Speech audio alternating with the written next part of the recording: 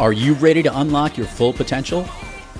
Motivational speaker, the comeback coach, and goal crusher Joe Rivera brings you inspiring leaders, incredible stories, and valuable lessons on how you can change, grow, and reforge your life. Now, here's your host, Joe Rivera.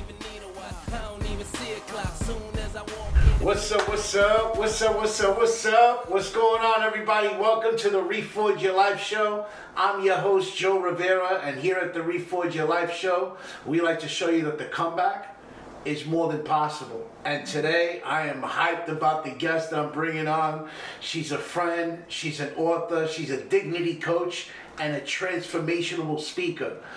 Marie Yolaine, Tom, welcome to the show. Man, I'm hyped about bringing you here, man. I'm hyped about being here. Yeah. I'm hyped about being here. Thank you for having me. Thank you for coming through. So, I heard your story a couple times, and man, it's powerful, but I can't tell it anywhere close to as good as you can. Nobody can, and I'd love for you to share with the audience.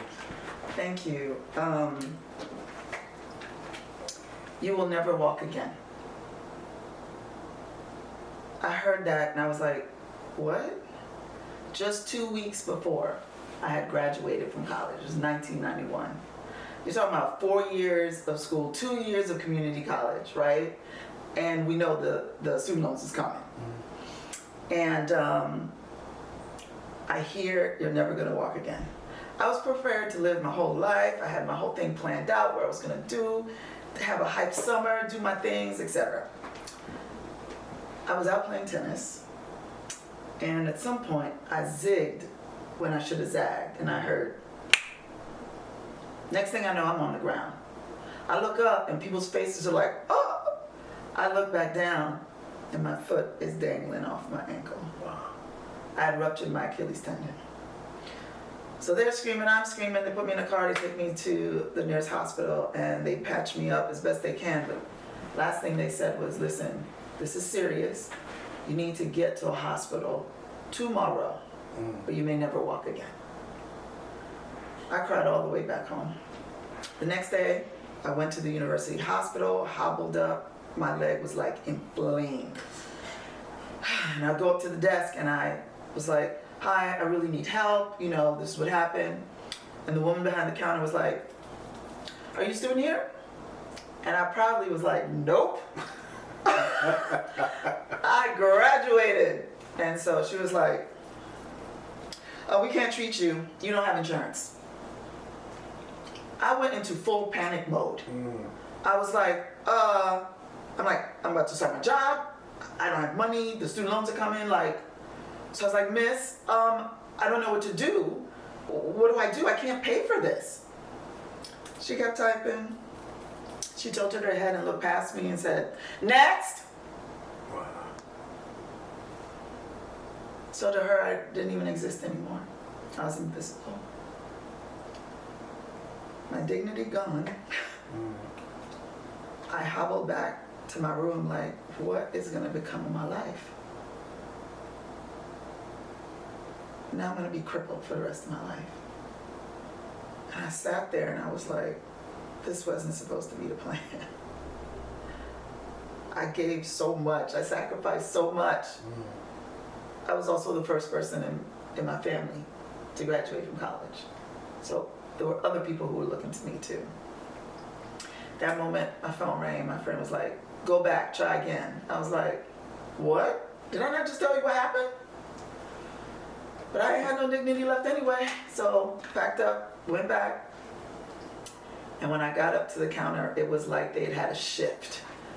Like the demon shift went off, and the angel shift came on.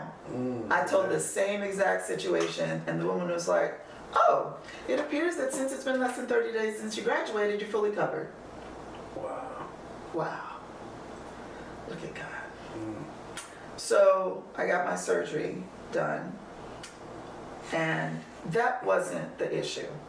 I was ready to be in a cast for 12 weeks. What I wasn't ready for was the bills, the bill collectors, feeling isolated, depressed, still feeling like I'm not even sure I'm still gonna even walk again. I was mad. I was mad at my parents for not teaching me about money. I was mad at 12 years of school and not one class to teach you about money. I was mad at college, 4 years, not one class. Even my friends who were majoring in accounting were failing their accounting classes, right? And I was furious. But I had this moment where I was like, okay, even though this happened to me, it's not too late for me to learn all the things I feel like I was supposed to learn. So in that moment, I was like, I ain't doing nothing no way. So I ordered books, I went online, I learned how to budget, I learned just understanding what money is, not just physically, but spiritually, right? There was a really great book I read called God's Plans for Your Finances. And just understanding what money is for, and I realized how ignorant I was, right?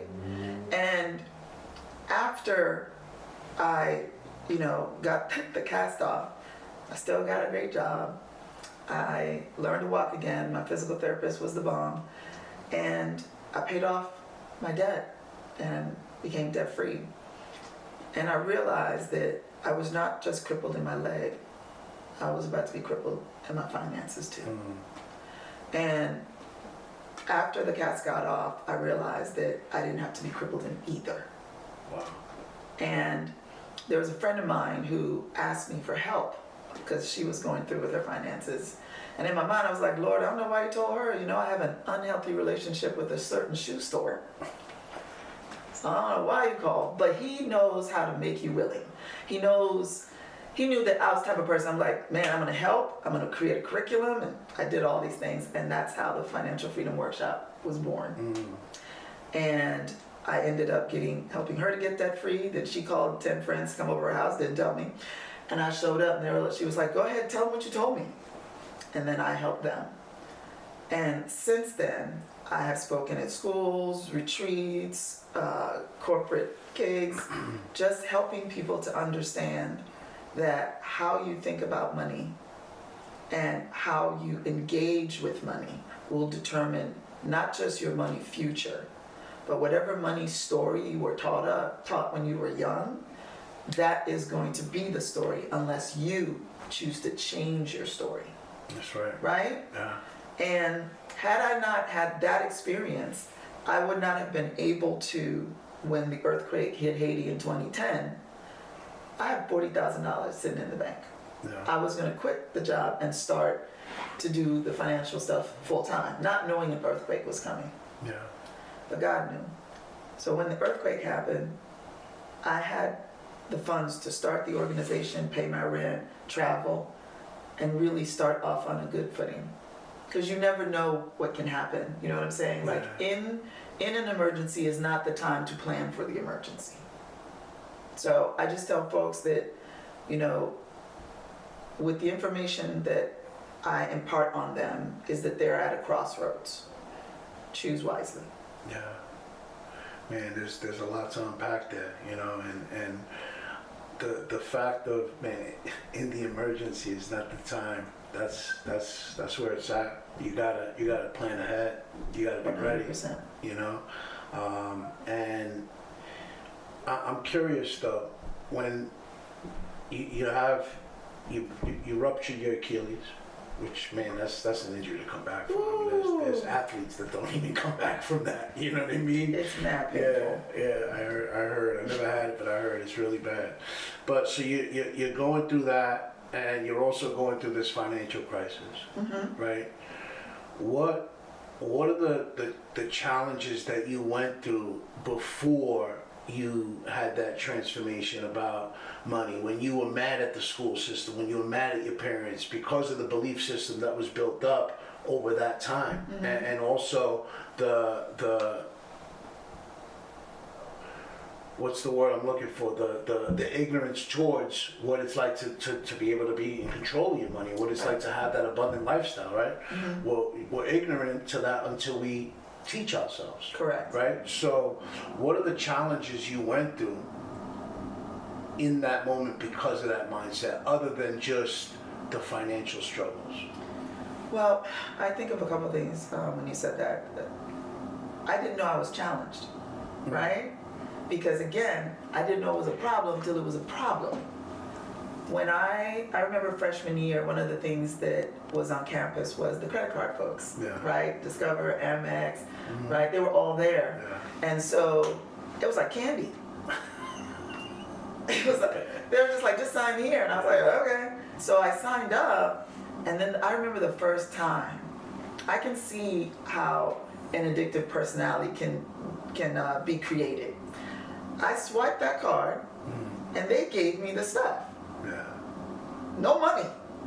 And I was like, what? So I went to 10 more stores. I was like, I can take the shoes, I can take the dress. And I was like, this is awesome. Yeah.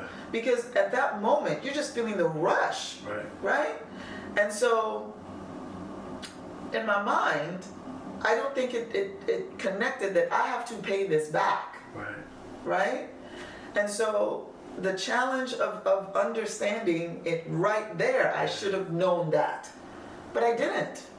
I was just like, I guess somehow, we'll figure it out.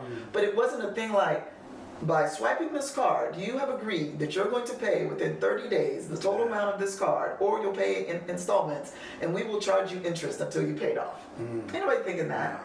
I'm with the 3 bags here and the 2 bags here, and walking out, and then I'm calling my friends and I'm doing fashion shows, to show them all the beautiful things that I bought. Yeah. So the challenge came, like I said, when I was in it, and then it was the mindset, then it was the anger, then it was being depressed, right? Yeah. And feeling like, is this my life? And wondering, am I too old to learn this stuff? Yeah. Right? So then I'm like, and then you're embarrassed, Right. and you're ashamed, right? Because where is the grown folks school for nobody ain't tell you nothing about money academy? Yeah. Where's that, right? And I didn't want to ask anybody for help because it doesn't look like I needed help. Because again, I'm the one shopping, so I got the right shoes, the right clothes, and everything. So that challenge, it was like a circle. Like I'm isolated in a corner. And the voices are like, you can't tell nobody. Because then they're going to be like, oh, I thought you had it together. And then they'll be like, oh, you can't handle your money? Yeah. You don't have any money? What's going on? You in debt? Oh, girl, I didn't know. I thought you had it together. So that fear of embarrassment, fear of people finding out, not knowing what I didn't know about money, all of that just Yeah. became that was the wall. Yeah, and that wall, when all that comes up, the fear, the embarrassment, and the mindset of lack, right? Because Correct. It's a lack mindset. That is correct. So all of that, it's I believe it's impossible at that point when all that's up in front of you to be your true self, to be able to live to your authentic self. It just doesn't happen, It right? does not. So what did that cost you in those moments of your life to have that lack mindset, to have, those walls up, the fears, the embarrassment, the shame? What was it costing you in those moments? It was costing me my dignity, because true facts is gone. Yeah. And my mental health took a toll, Oof. right? Because if you keep telling yourself it's too late, you keep telling yourself, I can't tell anybody about this, you've now isolated yourself. Yes. And that's a dangerous place because the voices are agreeing with you, Yeah. right? You're always going to be poor, right? What if the cats don't work? What if now you cripple, right?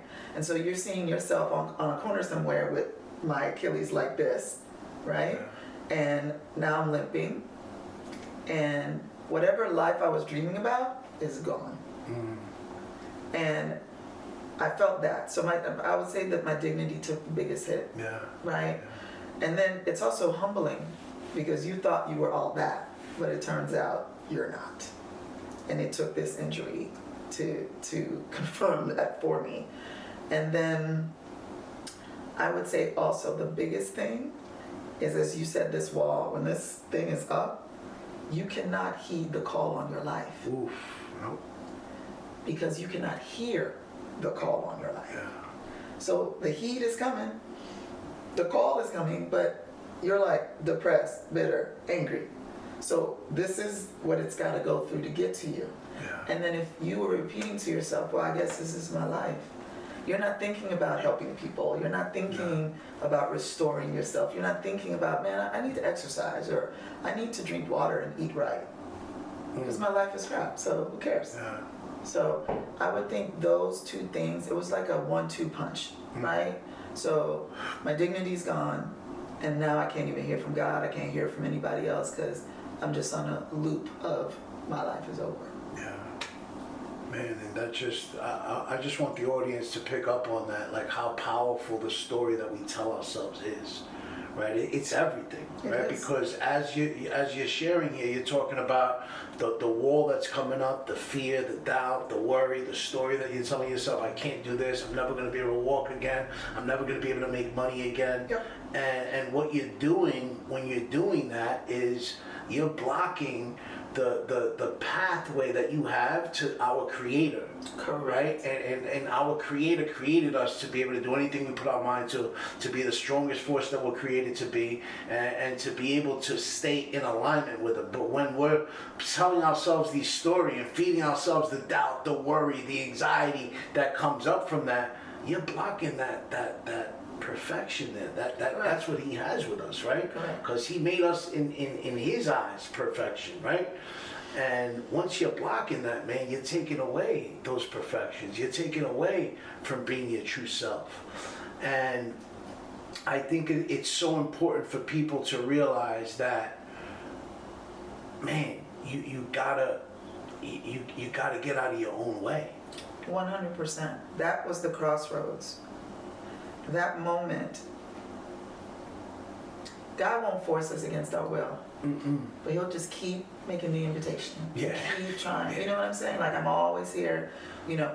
And I realize now, like, literally why that was when I think about it. Because it's like, if I force you to go to school, because I know school's good for you, and I force you to get a degree, and I force you to do all of those things, I gotta keep forcing you for the rest of your life. Yeah. Right? You're never gonna get up and go, I love, you know, painting, or I love this, I want to become a graphics designer, or I want to become a speaker, because you want it, right? Even if I've helped you along, I saw you had the talent, I fanned the flames. I feel like that's what God does, 100%. right? So I remember the moment I had the choice, and that was the moment, and I wonder sometimes if you just blew a little light in there. It was when I said, it's not my fault, to myself, right? I remember I said, it's not my fault. And in that moment, I forgave my parents because it wasn't their fault either, right? Because I know that they didn't teach me, but probably nobody taught them either. Yeah. And then the next thing was when I said, it's not too late to learn. That's when things turned, Love that. right? Because up until then, it was too late, and this is my life and everything else. And something powerful you just said that made me remember, when you give up, Yeah. right? So I saw everything I fought for, what I went to school for, and everything else that I wanted to do in my dream life, which was the reason I kept going in school. And the moment where I said, it's never gonna happen, it's like the lights went down on that, Yeah. right? But in that moment when I was like, it's not my fault, I didn't know. Probably not my parents' fault, they didn't know either. And it's not too late for me to learn this. That then shifted. That's when the energy started to go in a different direction. And I'm a very action-oriented person. So before then, I was just sitting in the bed playing that same thing. Yeah. But the moment I said that, then it was, let me go on YouTube. Let me find out, what is the definition of a budget? What is it? Right. Right? What is money supposed to be used for? What is it? Right? What does the Bible say about money? What is it? Because now I had a reason. Yeah. And then it just kept getting more and more and more. And the more information I got, the more powerful I felt. Man, I hope the audience picking up what you're dropping here, because that's powerful, right? Because you're talking about you blocking your vision with all the self-doubt, the worry. You can't see your way through. There's no clarity. And then all of a sudden you have that mindset shift. Yep. And that mindset shift takes you to unlock your vision again, so that you could be your true authentic self. It's so important, the power of vision, right? It's an anchor. Yeah, absolutely. Without it, there's no success. It doesn't exist. You just drift. Drift is such an ugly place to be in, isn't it? Who wants to be a drifter? Not to myself, no. I'm curious as far as these beliefs that you had to crack through, because you spoke about the limited beliefs from childhood, from school not teaching.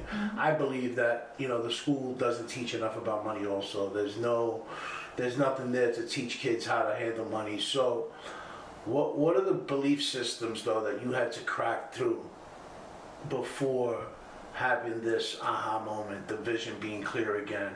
What were those beliefs that you had to crack through? I think the main one is that money is bad.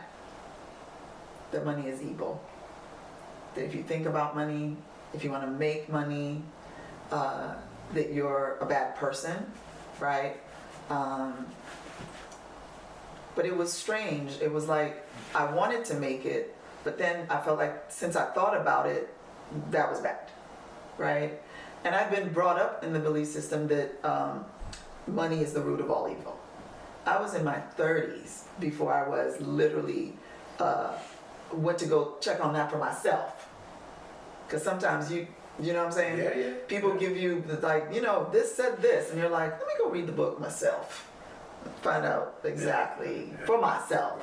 Because it just didn't seem to make sense. I had conflict inside. So does God want me to make money or doesn't he? Yeah. I just need clarity. So when I read it was the love of money is the root of all evil. I was like, well, look at that. I went from this to alignment. Because for me that made perfect sense, right? Yeah. So if I love money and money is my only thing and it's my idol and it's my identity, it's what defines me, that's dangerous. Yeah. Right? Because again, I think back on this. Money is to be used for its legal tender for the purchase of goods and services. That's it. That's what money is. Yeah. Right? You buy goods and you buy services. It has no emotional anything. The money is not the issue. It's in the hands of who it resides. Because the hand is connected to the body, the soul, the spirit. So in that, if I'm a good person, then I will do good things with my money. If I'm a bad person, I will do bad things with my money. It has nothing to do with the money itself. You could put $1 on this table and we could sit here and pray all night. It will not multiply. Nothing will happen. It'll be the same dollar bill tomorrow morning. That's right. Right? That's right. So, but if you take it in your hand and you invest it, right? So we're supposed to make it, save it, invest it, give it away, right? Those things we're not taught. Yeah. In school, we're taught only one of those 5 things: make it. Right. And that's the big problem, right? That's where, man, I hope they're picking up them gems, man, because you dropping gems out here, girl. But but it's so true, right? Because the misconception of you can't have money and spirituality at the same time in your life is such bullshit, man. It really is. Listen. Make, spend, save, invest, give. Absolutely. That's it, Absolutely. right? But they only taught us, again, the first 2. I will say that in error and fix myself. Make it and spend it, right? That's right. Because what do we say in school? What you gonna be when you grow up? A lawyer, a doctor, engineer. Yeah. Those people make real money, right? Those people are also my clients. Yeah. I had a lawyer who came, he was making 6 figures. He was like, I don't know why I can't keep money in my pocket. And so I said, what's your money story? What's your first money memory? He said, my first money memory is that we only paid the light bill when it got turned off. So when the light man came to the door, his mother cursed him out, still gave him money, and the lights got turned off. Yeah. So we think kids are not paying attention, but they are. Yeah. So he had a belligerent relationship with money, right? He can't, and she would say that, we can't keep no money in this house. So if you're saying that to your children, they are hearing it, and that's the command that you're giving to their subconscious. That's right. And when they grow up, I guarantee you, they will not be able to keep money in their pocket or their house. So he told me that. He couldn't keep money in his pocket. He didn't know where it was going. This is a person rolling in 10, 12K a month. single individual. Where's the money going, right? So he said to me that when he went to therapy, his therapist had told him that he had money trauma. That's one of the things I cover in the work that I do, is help people take a quiz to help them learn if they have money trauma. Yeah. Because if you don't know that, because it's subconscious, right? Right. When it became conscious for him is when I had him keep a diary of every cent from a penny up that he spent. Mm. He didn't realize at the end of the month, he literally spent $600 at Starbucks.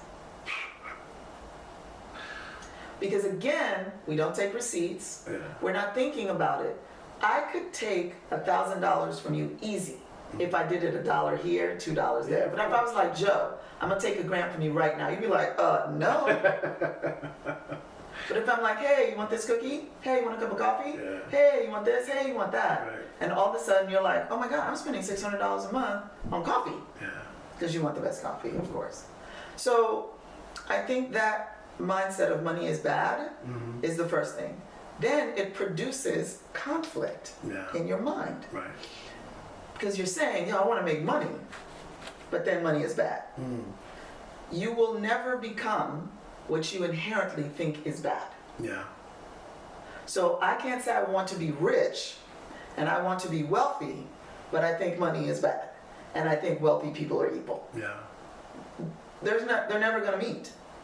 But when you get the knowledge that it's not the people, it's the actual money, and it's your responsibility, again, to make, spend, save, invest, give, then now, who's the captain of this ship?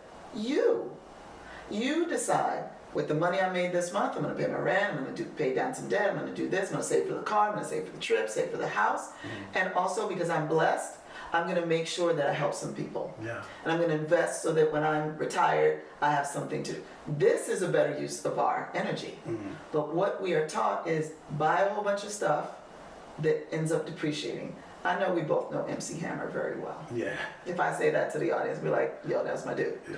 So this is somebody who made literally hundreds of millions of dollars. And blew it.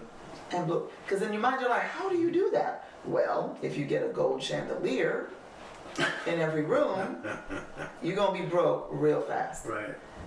Another thing is that we buy depreciating items.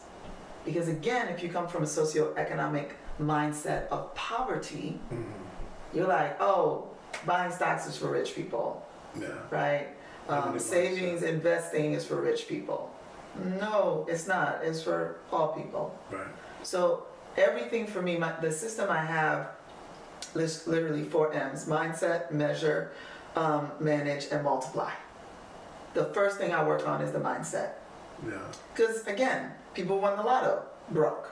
Right. So it can't be the money. There's no how do you say, evidence that shows that. All the evidence shows that it goes back to the person. Yeah. The person. So I had to let go of that mindset. I had to let go of the mindset of what people think about me. So if I chose to go, hey Joe, I'm happy to go out to dinner with y'all, but I'm on a budget. Yeah. So where are we going?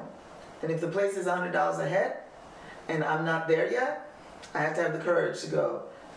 Is it more important for us to spend money or be together? We can go to a Thai spot, it's $20 ahead, we're good. We spend good time, we laugh, and it's great. Right. But I had to get there because I used to be embarrassed to say that.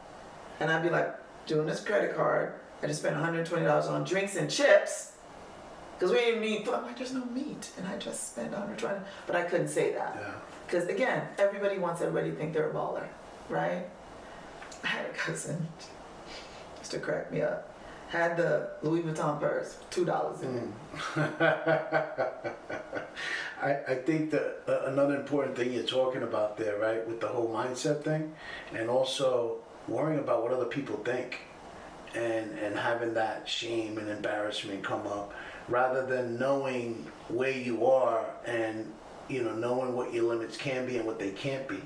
And not worrying about what someone else thinks, because if they're going to think poorly of you because you're not at a certain level, then that's not the person that's supposed to be in your life anyway.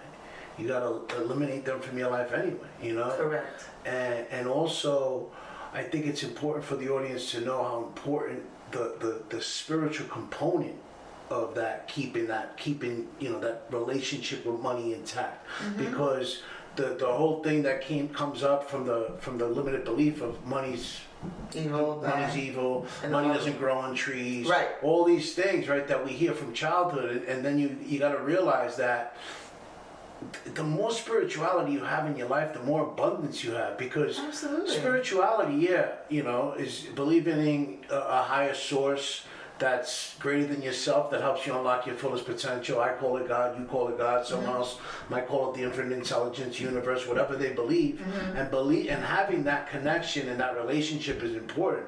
But the spiritual component comes into play also with the whole giving back, right? Like, how important is it to give back to the community, to give back to in different ways? Like, and you don't have to give just your money. It's giving your time also. Correct. Right? And being in service of other people. Correct. That spiritual component is important when it comes to being able to create this abundant lifestyle and be able to keep that. Because listen, you could have, all the money in the world, but then guess what? You're spiritually bankrupt.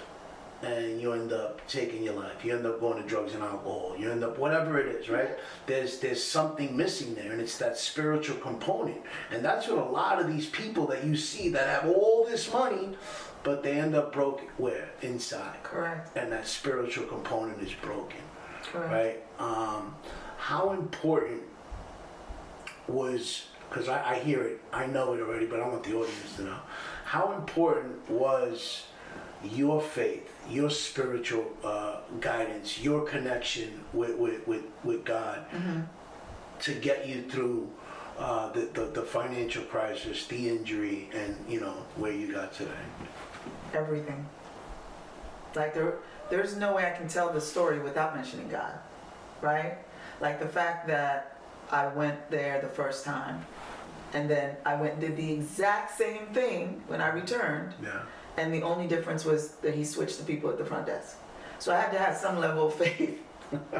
I did, that's what I'm saying. Did the demon shift go off? What happened to them? So I know how I was treated when I first came in there. And I know how differently I was treated when I came back. And that when the surgery and everything else happened, why didn't they come to me immediately like pay up or get out, right? God was there the entire time. The person who came to check, to see who I was, there was a bunch of people in the ER. It was my brother's best friend, who was the doctor in residence there that day. And he walks in, he's like, Marilyn, what are you doing here?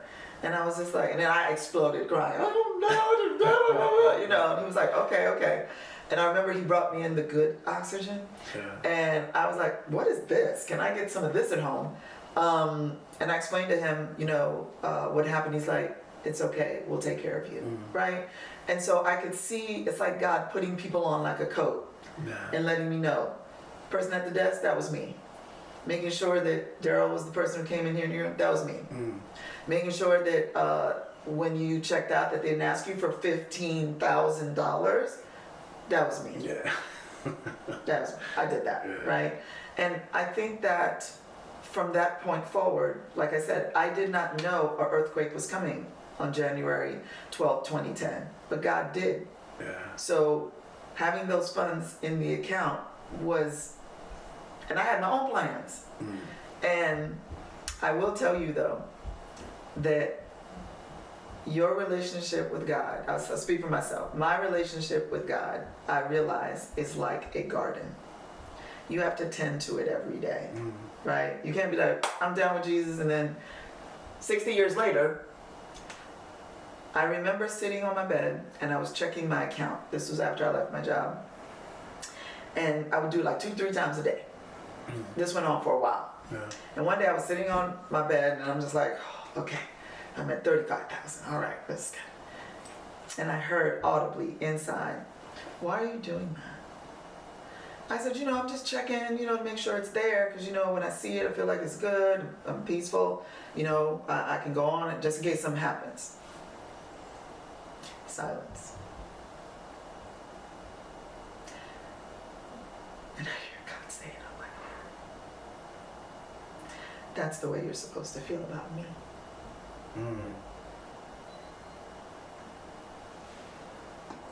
And I was like, you're right.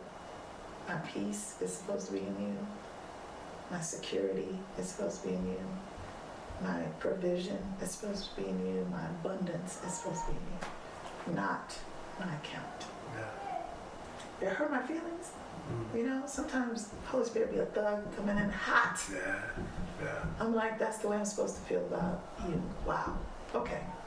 So I had to get that, to know that money will seduce you. Wealth, being rich. And you said the thing about being embarrassed about what people think. Why do we do that? Because we're seeking their validation. Yes. Right? Yeah. So all of that, if I take all of that and put it with God, that I want God's validation, that I'm seeking for Him to be like, okay, good job, keep moving, instead of people saying, oh, you must be rich, you must be this, you must be that, looking for them. So it's an ongoing relationship, right?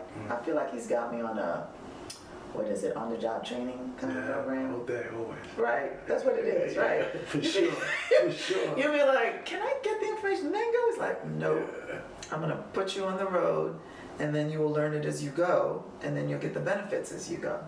So it has been one thing after another. And I thought that was money until I started the business. Then I saw more money when I started coaching and speaking and doing the financial freedom workshops and those things. And I started Focus Fire, that I was like, wow. So even for myself, I can't say I've arrived, but my mindset has completely changed. But it's also staying connected and staying anchored, right?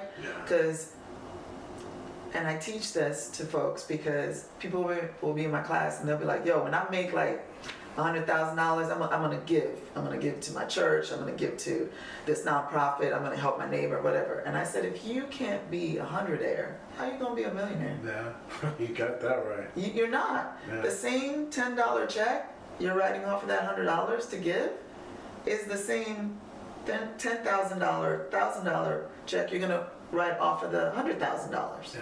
Right? It's the same movement. There's no different movement. It's what's in here that's gonna matter. Because I've seen people do that, and it's no big deal for them. Like our heads are like, Psh, did you just write a check for $10,000? Did you just write a check for $50,000? But they're calm, and I've asked them, and they're like, I used to write checks for $5. I used to write checks for $10. So again, we're back, you know, to the mindset. Yeah. But it's like, for me, my mind, I'd be focused on trying to keep my mind on God, because I know that relationship is the only one that's gonna last. You got that right. So let me get this first, and then we can do all of this. That's right. Man, so powerful and so important for the audience to pick up on mindset and how our mind is the most powerful tool that we were blessed with, without a doubt. Period. And man, God shows up in your life in so many different ways, so many different avenues of life, through other people, through different situations. And if you pay attention, you'll be able to feel it and know where it comes from. I mean, your Creator's out there to connect with you on so many different levels. Man, tell the audience what's going on now, what you're doing, and where they can find you. Thank you. Thanks again for having me on here. I love talking to you. I can honestly say that. You're a good I love host. talking to you also. We're not done yet. We're not done. No. I'm just saying, you're really good at what you do, Joe. You're a good dude. Thank you. I'll say a couple of things. Going through everything that I've gone through, I know was for the reason of where I am now. That I was able to heed the call of my life, that I was able to restore my own dignity, right? So I can say now that I empower people to restore dignity to their finances, to their health, and their business. I teach them how to heed the call on their life, to design the life that they deserve, to create the income streams that they desire, and to make the impact they were born for, right? Love that. So, as Coach Mayolen, I am a restorer of dignity. And if folks want that life, then they need to see me. Because people need to understand, and I'll say direct, what you desire, you deserve. That's right. That's What right. you desire, you deserve. So if you don't know that, you will live an ordinary life. And that is not illegal or immoral or criminal. Yeah. But why live that life when you can live an extraordinary life, right? Come on, the man. ordinary life, you will get satisfaction, Yeah. but you will never be fulfilled. That's right. You want the extraordinary life, Yeah. so that you're not only fulfilled, you're gonna leave something behind. You're gonna leave a legacy. You're gonna pass the baton. I'm not trying to show up to God like, whew, I barely made it. Where can I sit down? Because I'm trying to show up empty with nothing. That's right. That I did it all. There's nothing back there that I'm like, can I go back? Because I didn't, get to do Yeah. all of it. I want it to be all gone. And I want to teach as many people how to do that, because our world is kind of jacked up right now. Oh yeah, it is, and people need more of that, of walking and living in their purpose, of Yep. being aligned with what it is they're supposed to be doing, what your Creator created you to be here for. Yep. And you said something that's so important. When the time is up and it's time to go meet that Creator, you want to know that you did everything you were supposed to do and more. You want him to look at you and be like, damn, I had high expectations for you, but man, you went above and beyond to exceed those expectations, man. Amen to that. Tell the audience where they can find you also. www.focusedfirelife. www.focusedfire.life. Awesome, and that's going to be in the show notes on IG and all that, right? Okay, yep. So, a couple of questions I ask all my guests before we jump off. The first is, what does the word purpose mean to you? Anchor. Anchor. It means that if I know my purpose, even if I wander off, I can come back. I love that, anchor. That's powerful. And when you hear the word reforge, what comes to mind? I think restoration. I think that I would have gone through something and that my wall or my reserve is buckled. But when I reforge it, I reinforce it. Yeah. So that it's strong. We say, Uncle, solid, that it is solid, right? And that might be adding an extra layer, Yeah. right? But that whatever I went through, I may have lost some things, but I reforged it, so I'm back solid. I love that. How did you say it? Solid? That's Solid. solid. Yeah. Learn something new We will every say day. that, Pronunciation. and yeah, we'll be like Creole. solid, right? That's what, Creole? Creole, yes. Creole, yes. All right, and I love that. Solid. Solid. All right, and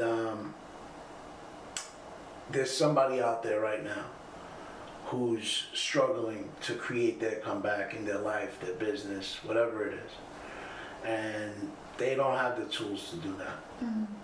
What's one piece of advice you could give somebody that's looking to reforge their life today? Decide. Decision is powerful. Decide. Decisions create seasons. Oof, come on now. Love that. They create seasons. So if wherever you are, it's not so much you're in a struggle, you're at a crossroads. So we're already repositioned yourself, right? So I have to make a decision. That's one. Number two, when you decide, you don't have to do everything. Yeah. That releases God to make things happen, right? So when I said, this is not my fault and I'm not too old to learn, things started happening. Things started happening immediately because that was the beginning of the mind shift. Once you decide on the inside, all the stuff will start happening on the outside. So just decide. You struggling? The thing, name it and then decide. I'm going to stop this or I'm going to start this. Today's the last day. You've now spoken into your future. So now it has to come back here and start getting things in order. Yeah. Decide. Oh, I love that, man. Once you decide on the inside, the decision on the outside comes. It's not worrying about the how, removing the how. Nope. The It's not most- your job. No. The most successful entrepreneurs, we remove that how. We go and make that decision. We go forward and figure it out as we go. And it ends up getting figured out. Correct. What's one thing that the audience doesn't know about you that you enjoy doing for fun? One thing. Oh, I love sci-fi. Sci-fi. I'm sci-fi till I die. I love, like, I'm a hardcore Trekkie, like, all of the A Trekkie, huh? I would have never guessed you were a Trekkie. hardcore, like, all of them, up to today, like, from the 70s to present. I love me some sci-fi, and I just grab some sushi, and then it's like, that's my happy place, Oh, man, is that's to do that. Awesome. Well, man, I mean, listen, I expected up here, and you brought it even up here. So, man, That's awesome. this was awesome. I loved having you on the show. Thank you again for coming through. Thank you. Yeah. Thank you for having me. And to all the listeners out there, thank y'all for listening. Thank you for viewing. And what I always ask is one ask from the audience. There's somebody out there today that's struggling with bringing their life back, bringing their business back, and they don't have the tools. So LFSS, like, follow, subscribe, and most importantly, share, because you could help somebody out there that's looking to create their own comeback. Stay productive, stay profitable, and stay blessed.